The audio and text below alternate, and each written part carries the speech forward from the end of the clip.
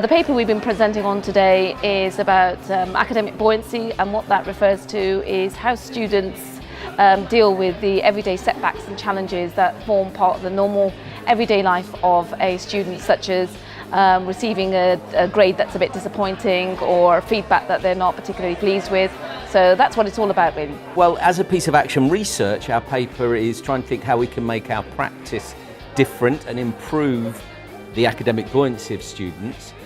So we have the big five indicators of academic buoyancy, which we are trying to support our students with. Number one of the big five is an internal locus of control. Number two is the ability to, or the desire to improve. Number three is to be action orientated. And number four is to look forward, so looking forward and beyond their grade, so they can actually be action orientated, look to improve. So that's quite a crucial one. And the fifth one is understanding the grade. I think there's a couple of key things that happened today. I mean, the keynote was really interesting because it sort of talked about the big questions in education in terms of where are we headed with education, in terms of our, being always driven by external events, the REF, the TEF, and various other things, policy driven, and how actually in some ways perhaps we ought to be a bit more autonomous and a little bit more stand our ground and say, actually we know what we're talking about, and let's not be reactive but proactive. That was really quite important and powerful for me.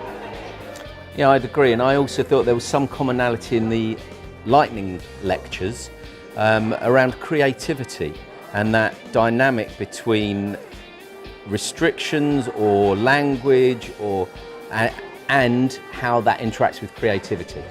Well, I think as academics, it's something that we should do far more than we do, simply because we are wrapped up in the practicalities and the day-to-day of doing the job.